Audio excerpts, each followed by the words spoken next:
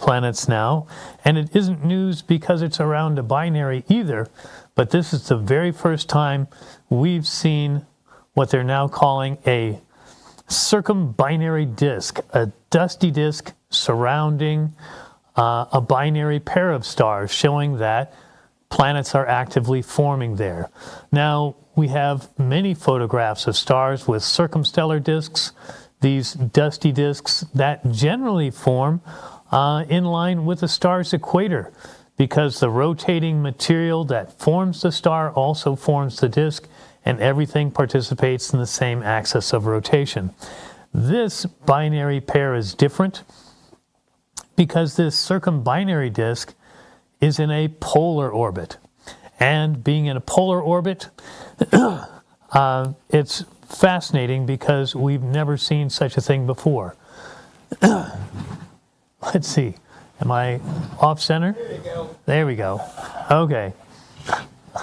I'm off center, or our camera drifted in a sudden earthquake. Anyway, this is very interesting. You may remember that some time ago, a decade or two ago, people were saying, oh, Pluto couldn't possibly be a real planet because its orbit was tilted by 17 degrees. Yeah, well, now we've seen exoplanets with tilts up to 90 degrees, and that's just really fascinating. We'll keep an eye on that for more. Other things in the news, astronomers have discovered that supermassive black holes seem to have been quenching star formation in the early universe. After the Big Bang, there was an epoch known as cosmic dawn, where the first stars were igniting and bringing light to the darkness. And this was anywhere from 50,000 to a billion years after the Big Bang.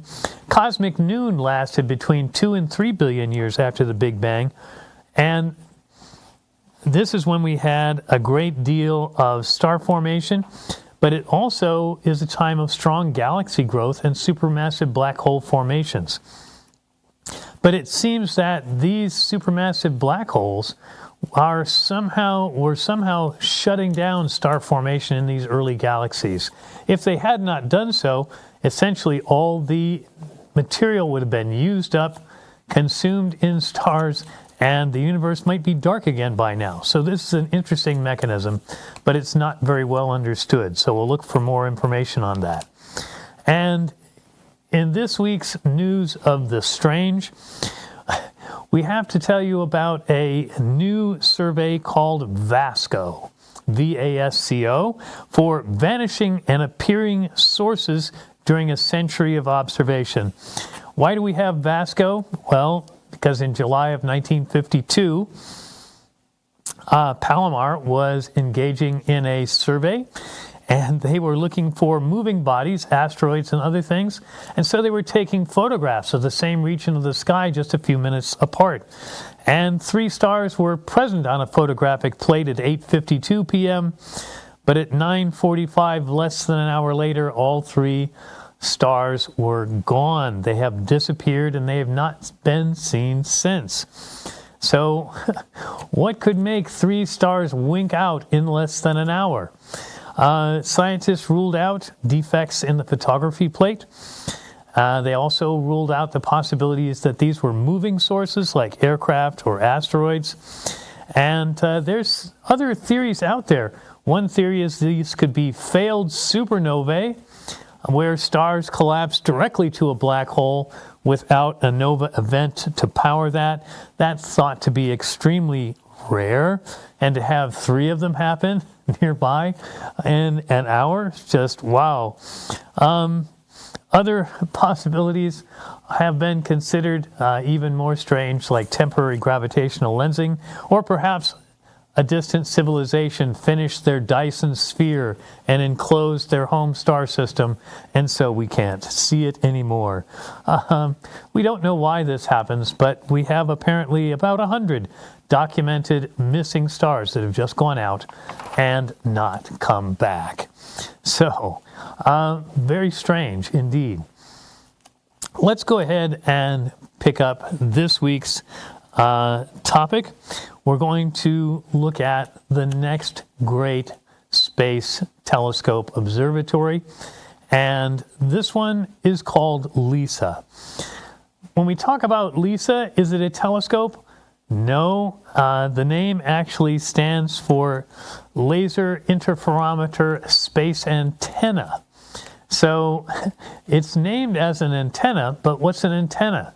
An antenna is a device for capturing light, usually in the radio wavelength.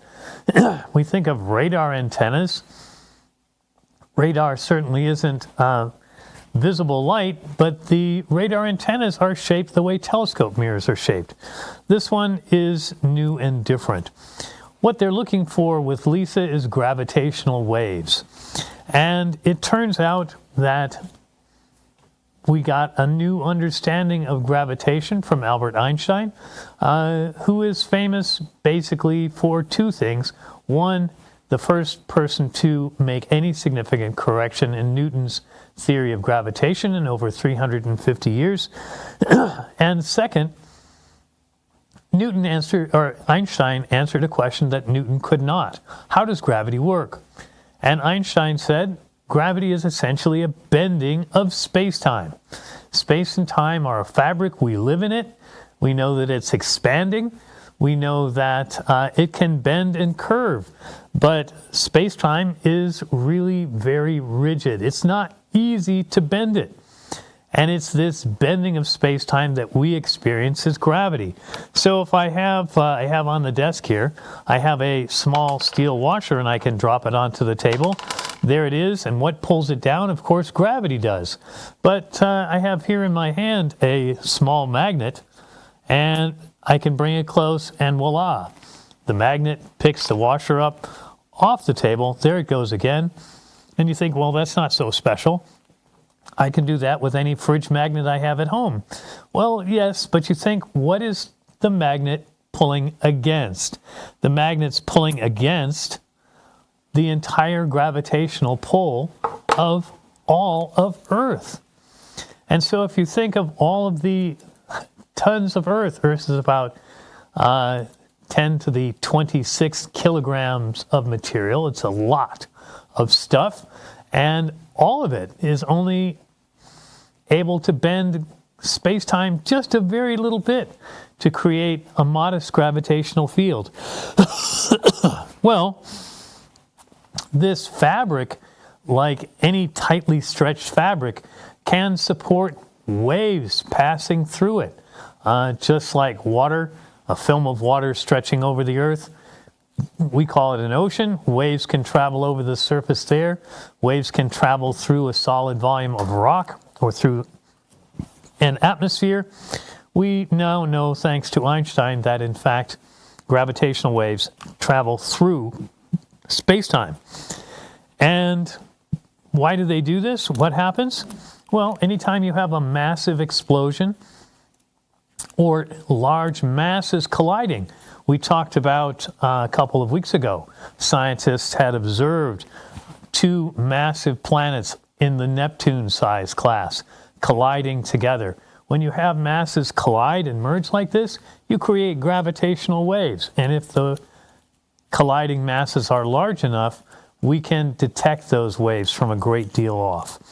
And these waves that we're looking to see, this is what the gravitational wave observatories are designed to do. So you might ask, gee, if the waves are invisible, as in fact they are, and they don't really interact with matter much, they pass right through matter, the way sound passes through air, and you think to yourself, well, how do we detect them? It turns out when you have gravitational waves that, in fact, a gravitational wave passing past you would cause you to be compressed a little bit and then stretched a little bit in the direction that the wave is traveling. So you might think to yourself, okay, so if I'm stretched or compressed, how would I detect that? Well, if you think about it, you could go ahead and have an exact distance between 2 points and measure it continuously.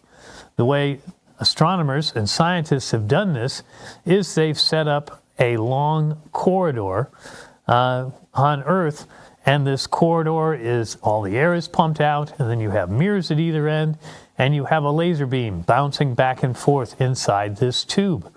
When the laser beam bounces back and forth, we can time it, and because we can time it, we can measure exactly how long it takes. And so if the tunnel gets stretched a little bit or compressed a little bit, we can then, in fact, detect a gravitational wave passing. And what they do is they go ahead and construct two tunnels at 90-degree angles. This is the way it's been done on Earth so far. And there's a couple of gravitational wave observatories working right now. One is called LIGO, the Laser Interferometer Gravitational Observatory. The other is called Virgo, which is a companion observatory. And these have two tunnels at right angles to one another, because if one tunnel is compressed or stretched and the other is not, it tells us the angle. And if we measure the amount of stretch in each of two 90-degree perpendiculars, then we can tell which way the wave is traveling and get some idea about its exact orientation in space. So these gravitational wave observatories, we're familiar with the idea of gravitational waves, or rather waves in surfaces like water and matter, but the space-time waves are really, really small. And the compression we're looking for is a tiny amount. And what we're looking at, if we had a rod which was a kilometer long, that compression and stretch from a typical gravitational wave would be less than the diameter of a typical hydrogen atom. So we're talking billionths of a meter, very tiny amounts of movement. How do we measure that? What we're actually doing is we're setting up the two laser beams that are reflecting back and forth down the tunnel, and we're allowing them to interfere with each other. There's a nice picture of laser interference up on the screen for you now. And if you've ever been in a physics class and the teacher has done the Young's double slit experiment for you, you will have seen this. And this is where a laser beam comes at a solid barrier with two slits in it, essentially letting two laser light beams emerge, and they combine together, and you can see the interference pattern up there on the screen. Not to go into the physics of this, but basically we're looking at the mismatch between the length of two laser beams and how they line up.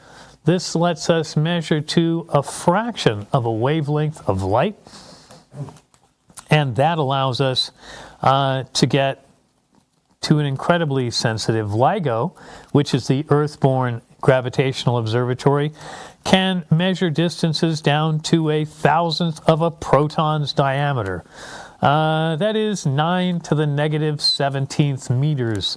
And if you're having trouble imagining what 9 to the negative 17th looks like, imagine the thickness of a human hair compared to the distance to the nearest star, about 4.3 light years. And that gives you an idea of the amount of accuracy that LIGO can work on with its existing arms. Now, these arms for LIGO, they're 4 kilometers long. If you've been on a 5K hike, you have an idea about how far that is. 4 kilometers long, or about 2.5 miles. Basically, if you're looking at that kind of a distance and you're thinking, oh, okay, within that we can measure a thousandth of the diameter of a proton. So what's the new gravitational wave observatory and why is it special? Well, LISA, the laser interferometer, instead of, I don't know, what would it be? LIGO, if they use the gravitational wave observatory. So they simply called it a space antenna. But LISA, or LISA, this is a project for ESA and CERN. NASA was a part of this until 2011, and they dropped out and they said, nah, no thanks, we're going to spend our cash on other things. Fine. So now this is an ESA and a CERN project. And instead of having arms that are 4 kilometers long, the new space-based antenna will have arms that are 2.5 million kilometers long. Now, keep in mind that the moon is, on average, about 385,000 kilometers away. And so this monster telescope has arms that are 600,000 times bigger than the LIGO Observatory on the Earth. It really is incredible. And instead of having 2 lasers in 90-degree orientations, they've actually, they're going to have 3 lasers, and they're going to be in an equatorial triangle. Now, you might think, wow, this is really cool, but how do you maintain that kind of, these have to be maintained in a precise formation. They have to fly very, very precisely. This is not like the Webb Space Telescope, where they just said, oh, that's all right, we'll put it out at L2. We've got one of these Lagrange points, and a spacecraft like a satellite or a space telescope can sit there, and it can float there in a virtually zero energy orbit, requires very little energy to maintain its position. But this thing, LISA, is essentially a triangle 2.5 million kilometers on a side. It's too big for a Lagrange point. You can't do that. So what they did instead, they have a plan to launch this and basically have it trail the Earth in its orbit, but about 20 degrees behind us. So it will be millions of kilometers away from the Earth. 20 degrees around our orbit is a substantial distance. And these 3 spacecraft will fly in an equatorial formation. And there's a lot of benefits to this kind of a spaceborne observatory. First of all, when you increase the length of the arms, what you do is you increase the sensitivity. And gee, surprise, if you get a telescope which is 600,000 times larger than your old one, yes, you're going to have an increase in sensitivity, but it also lets us see lower frequency waves. Gravitational waves, the bigger the objects which are colliding, the lower frequency waves they produce. It's kind of like a violin and a bass, or a bass viol. You take a look at the instruments. One is much larger, much longer strings than the other, and the instrument with longer strings produces lower notes. The same way if you have a woodwind instrument, something like a trombone, which has a very long tube, gives a lower note than a trumpet, relatively shorter tube. And so this relationship between size and frequency, it pairs even with black holes. Yes, Paul. So someone has asked, let's make sure my microphone is up and running here.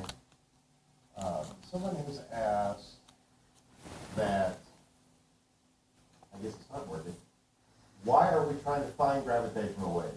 Okay, question from the audience, why are we trying to find gravitational waves?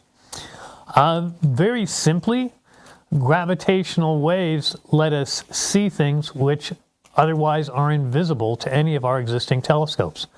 What we're looking for with gravitational waves particularly is the collision of large masses. And 2 type of targets for that. One is when we have 2 binary objects which are orbiting and they spin together, rotating faster and faster until they finally merge into one. This can happen with binary stars. It can happen with binary neutron stars. And the merger of binary neutron stars is what's thought to produce most of our Pergeum group metals, the platinum, gold group metals. A lot of these are thought to be produced in neutron star mergers. And we can't see these in visible light. Yes, they do give off some light, but not very much, and they don't give off enough other kinds of energy to be visible for us. We also want to look at black hole collisions, when a star gets absorbed by a black hole, or when one black hole collides with another. Now, you might not think that happens very often, but at the cores of galaxies, where you have supermassive black holes and no stable orbits are to be had, that's also an area where we're looking to see. And I put see up there with finger quotes because it's nothing like James Webb or Hubble, where we get a visible image. Here we get a detection of waves, and then we have to put it through some kind of a computer to interpret those waves. This is not unlike a radio signal. Yes? We also have how many gravitational wave detecting systems are operating at this point in time, as it is possible? And is it possible to combine them as a larger synthetic aperture? I know of two, and LIGO and Virgo. Virgo, I believe, is in Italy. LIGO is part of the Lawrence Livermore Lab in California. And those two do operate together, and they do work for synthetic aperture, but it's still only a few thousand kilometers. It's not anything like an aperture large enough. The aperture we're talking about now is many times farther away than the moon. So even putting a LIGO counterpart on the moon and one on the Earth would not give us anything like the sensitivity of the LISA system. So it's this opportunity to have a telescope, if you will. If a telescope is an antenna for visible and infrared light, this is a telescope of sorts. And this gravitational wave energy, which is coming at all times, it's everywhere, just like radio waves are everywhere. And we know that Jupiter is a radio source, the sun is a radio source, that there are radio sources, radio bright sources throughout our galaxy. And these radio waves are always here. Right now, in this room where I'm broadcasting, there are radio programs coming through the room. I simply don't have the ability to detect and then interpret them into anything meaningful.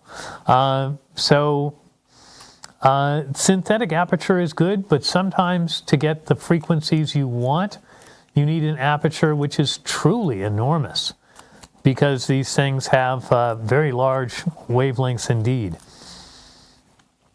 The other thing, of course, when we take a look at this, we'll be getting frequencies from 0.1 millihertz to 1 hertz. The current telescopes see in the 10 to 200 hertz range. 10 is an extreme, 10 hertz is an extreme for them. And this much greater sensitivity, several thousand times greater, will let us detect things that we just can't see, even if we were to put another LIGO on the moon. Leaving Earth, of course, also isolates noise. Think about this now. You've got two right-angle tunnels evacuated of all air, laser beams shining back and forth down them at 90-degree angles, and they're 2.5 kilometers long. Do you think a truck going by might cause your tunnels to vibrate and shake and interfere with your signal? Do you think tectonic activity, one of these being in Italy where they have volcanic activity, and one in California where it's famous for its seismic activity? Yeah, all sorts of things. Atmospheric events. So getting away from the Earth isolates you from all this noise. And but of course, not being anchored to the Earth brings its own special technical challenges. Because, as I said, one nice thing about being anchored to the Earth is you can measure and say, okay, here's 2 points and they're 4.5 kilometers or 4 kilometers apart, and we're going to anchor them to the ground. The Earth is very stable. It's made of rock, so we can anchor these things in a very stable place. You don't have a place like that to stand or to anchor in space. You might say, well, it's space. Come on, what could bother you up there? Well, the problem is that there's lots of things up there. we're still in a solar system. And so we have the solar wind to contend with. And we actually have not just the solar wind, but light pressure. You might know that some years ago, it was discovered that all asteroids spin at the same rate. And people wondered, why is that so? What's happening? And it's called the Yorp effect. And it's a collection of people that discovered it, and I don't remember all the names off the top of my head. But light pressure essentially spins these satellites up, these asteroids up. If you've ever seen one of these toys, a radiometer, it looks like a light bulb and it has a small, like a weather vane inside it. When you put light on it, it spins from the pressure of light in a vacuum. Well, the same thing happens with asteroids in space, and light pressure can affect satellites too. So the real problem is, if you have a satellite and you're not accounting for these things, you can have drag that can mess you up. And scientists have come up with a neat solution for this, and it's called a zero drag satellite. And you might say, how could you possibly have a zero drag satellite? Remember that old physics problem? Gee, if you have a fly flying inside an airplane, does the fly's weight contribute to the weight of the aircraft? What scientists have done is they've basically said, all right, let's have a scientific instrument in free fall inside of a satellite. You may have seen pictures of astronauts in a space capsule, and there's a pen or a nut or a bolt or some piece of something or other is floating in free fall inside the cabin of the spacecraft. What if you could do that with a scientific instrument? It turns out that it's possible. You have to have a set of test masses that are floating, and what the satellite does is it's constantly looking at these masses, and it has little micro thrusters, and if the masses start to drift, remember the masses aren't drifting, what's happening is the satellite is in orbit and it's around these instruments, and so if it sees a change in position, it adjusts the satellite so the instruments stay in space in the same exact position all the time. And it's very precise. We've been doing this with satellites around Earth for many years, and the system is great because it isolates the instrument inside from all the forces and effects outside. Everything that is non-gravitational, because of course gravity penetrates everything. There's no such thing as a shield for gravitation. If there were, I could have a table that blocks gravity and I could float above it. Gravity penetrates matter as if it were not there. Gravitational waves don't interact with matter at all. And so this system lets you go ahead and correct for any non-gravitational events like solar wind, light pressure, all those things, and keeps this system working.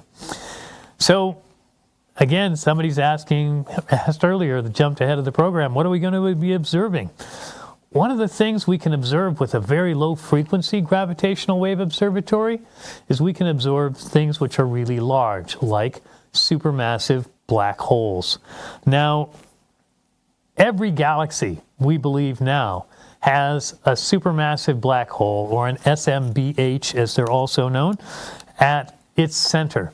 And these supermassive black holes, not only do they help organize galaxies and stars, but they help promote star formation, and according to many theories, black holes at the center of galaxies are essential for creating sufficient metallicity, enough heavier elements that you can actually have a galaxy that's conducive to life. So we like our black holes just over there, not too close, thank you very much. And we know that black holes near the center of a galaxy, this is a very crowded neighborhood. Out where we live, We have objects. The nearest star to us is 4.3 light years away.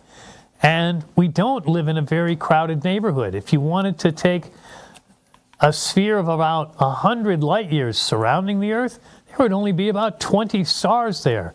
We don't live in a crowded neighborhood of the galaxy. That's a good thing. It helps us have stable orbits, makes it pleasant for a long-term survival of life on our planet. But near the central black hole of a galaxy, we think that stars there are packed as little as 0.04, 4/100ths of a light year apart. Now, what is that compared to our solar system? Well, our solar system is about 1 light day wide, and these stars would be about 17 to 20 light days apart. So they're farther apart than solar systems are, big, but not by a great deal. If we had another stellar companion that was 0.04 light years away, it would be a very feasible project to take a ship and go there in a human lifetime. We've also found, research has shown, that these areas with extreme mass ratios, supermassive black hole, 1 billion tons, and then you have stars which are anywhere from a few hundredths of a solar mass up to 100 solar masses. And so the mass ratio between these stars and the supermassive black hole is enormous, billions of times to 1. And mathematical research has shown that when you have these extremely high mass ratios, you can't have stable orbits. These environments are chaotic, and any orbit will become chaotic over a period of a century or two, which means that nothing orbits stably over this area in the center of a galaxy. And so when we say, oh, orbits may destabilize in a century or two, that means they're going to have one of two things happen to them. The overwhelmingly more likely, they will go into an elliptical orbit and lose energy and spiral down and be consumed by the black hole, or you may get the less likely, they may have a gravitational slingshot interaction with something else and get kicked out of the neighborhood altogether. So we look at this and we see that, it's these supermassive black holes and the things falling into them that we're interested in with the LISA observatory. And what we're hoping to see is these gravitational events at the heart of a black hole. Now, these extreme mass ratio events, we believe that these are always happening near the core of a black hole, and near the core of a galaxy, rather. So when we look at this idea of a supermassive black hole near the center of a galaxy, we're seeing that we could be having an almost constant rain and infall of material. Now, we know for a fact that when these supermassive black holes, when they're actively feeding, we have an active galactic nuclei. And we call these quasars. Early on in the history of the universe, when these black holes were first forming, they were feeding at an incredible rate. Millions of times more mass was pouring down into the black hole per hour than is present today. And when things fall into a black hole, they get very hot and energetic, because they don't just fall in like a rock falling down a well, but rather they spiral and they infall. They don't fall straight in, they fall in on a spiral path. And this spiral path, it creates an aggregate disk, very much like the circumstellar disks that forms around new stars, where you have material because of orbital motion, and everything around a black hole is going to share in its orbital motion. These objects tend to form a disk that compresses them together, causes more gravitational interaction. And these objects which are infalling, as they do fall in, they get compressed together and they heat up. This infalling makes most actively feeding black holes X-ray sources. Matter of fact, the very first black hole detected, Cygnus X1, was discovered because it was an X-ray source. We had an X-ray telescope and we found, look, here's an X-ray source which is corresponds with a location of a star, and they realized what they were seeing is a black hole which was feeding. And this is how the first black holes were detected, by seeing the enormous amount of energy that was given off when they feed. Quasars, of course, discovered in the 1960s. And again, these tremendously active sources, huge amounts of energy, and yet when we looked at the redshift, we found that they were tremendously distant from us, both in space and in time. And it's the time part that's relevant here. We believe these massive amounts of material infalling to galactic nuclei in the early cosmic dawn of the universe, this would have created the quasars that we can see so far away today. But these quasars, they are so far distant that we can't really detect them with gravitational waves today. What we're looking for today is not an ongoing disturbance of an actively feeding black hole. We're looking for discrete individual events of black holes falling in. So what we think happens in this crowded galactic center environment with the chaotic orbits is another black hole or a star will get in a very elliptical orbit, sort of like the orbits of comets that we see today. They fall in from a great distance from the Oort cloud or the Kuiper belt, and they fall in and they get into this elliptical orbit. But as we know, the elliptical orbit is not stable. For comets, it's fairly easy. They come into the inner solar system. What's happening there? They're losing energy. Why? Material is being ejected from them due to solar wind and solar heating. And so they're losing material and losing energy. These objects will eventually infall into the sun. With an object in an elliptical orbit, and you might say, gee, what causes them to fall together?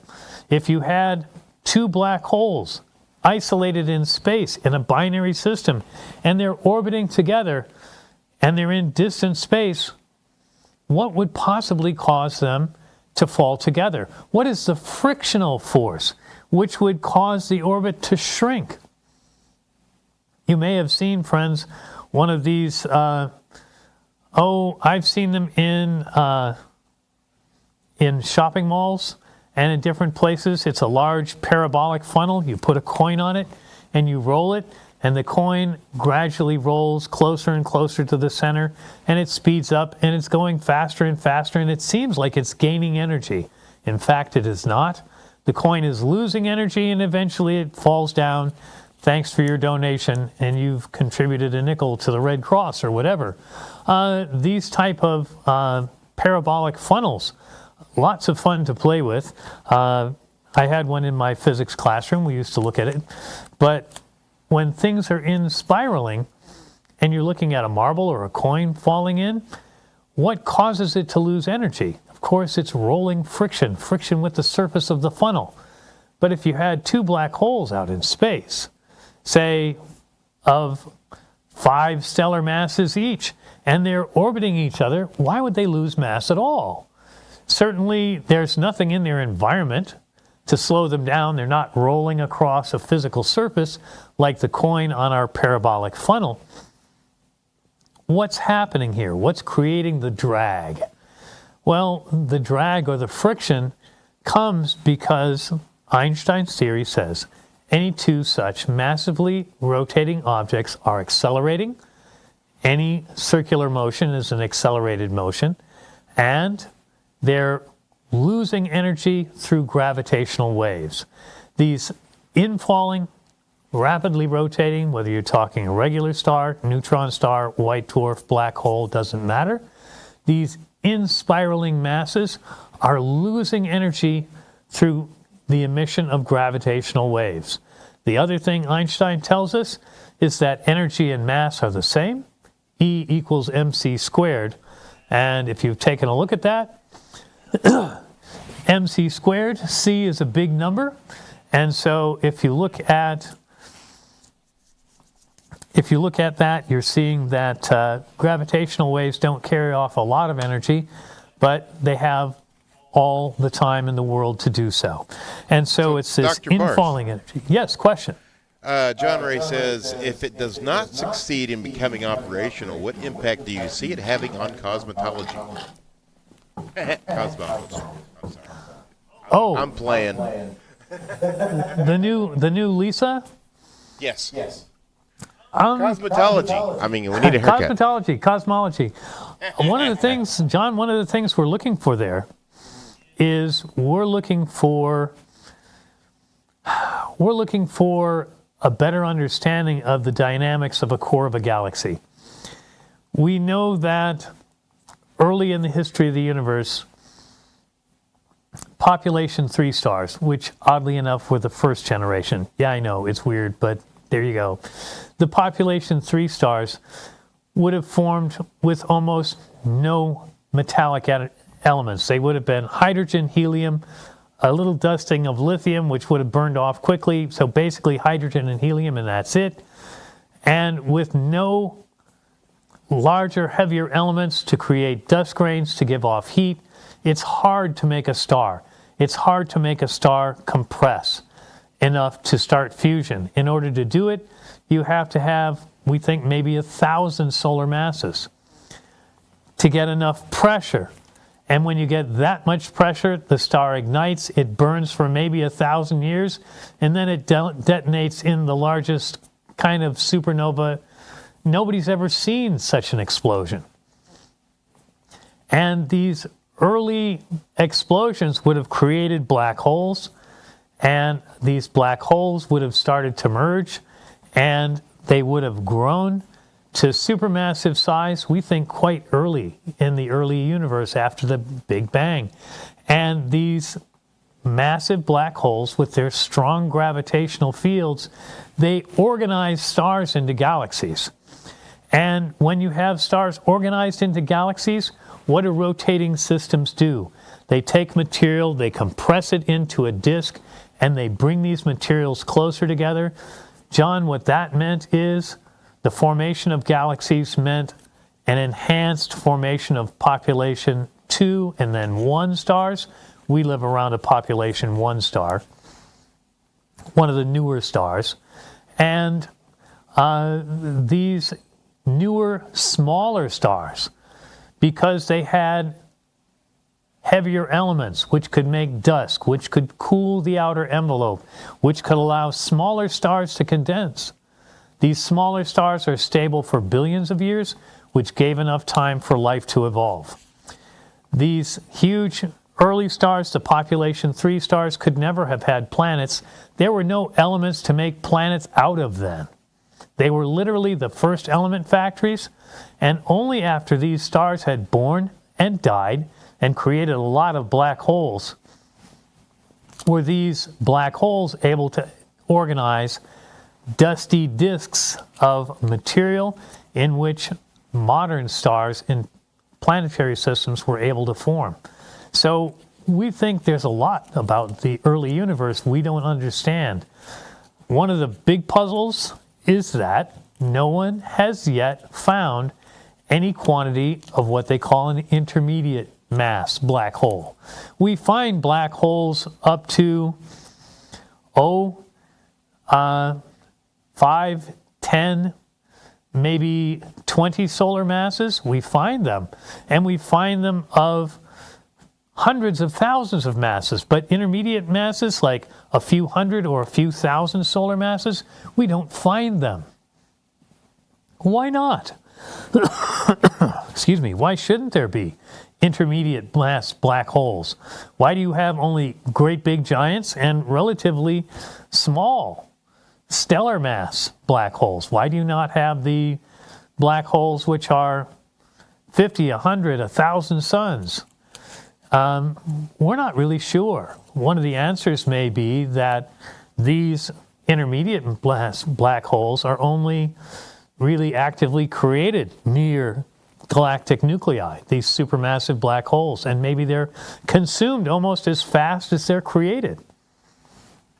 So we're not really certain, and we're looking at, we're hoping that LISA will observe dozens, maybe even hundreds of small black holes, little ones from 3 to 50 solar masses, the little fiddly ones.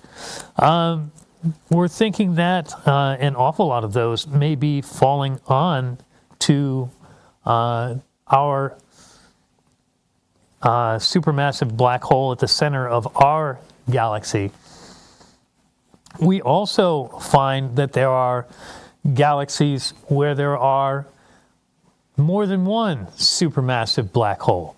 And how do you do this? Well, if you have two galaxies merging, we know right now Andromeda, the great galaxy in Andromeda and our Milky Way galaxy are on a collision course.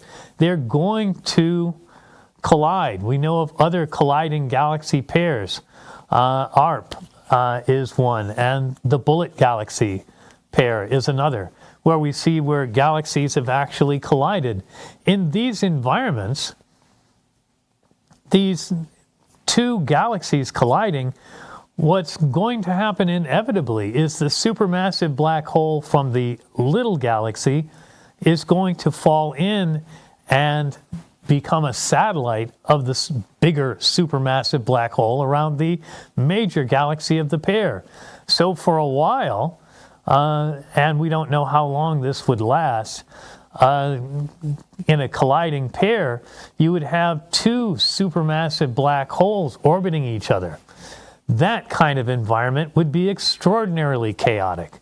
They would be flinging stars in star systems all over the place. Some of them down to their doom, others out into space.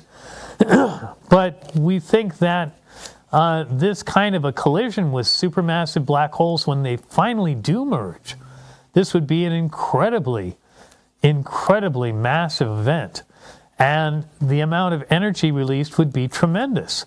What we don't understand is how would this amount of gravitational wave energy, how would it affect a star system, say 60 or 70,000 light years out in a galaxy, like where we live? If we had two supermassive black holes orbiting in our galaxy and they were to merge one day, would the tremendous amount of energy released in gravitational waves, would that affect us in any way? Would it be difficult or dangerous for life? Would it be like living next to a supernova event? We just don't know. And that's one of the things that we're looking at.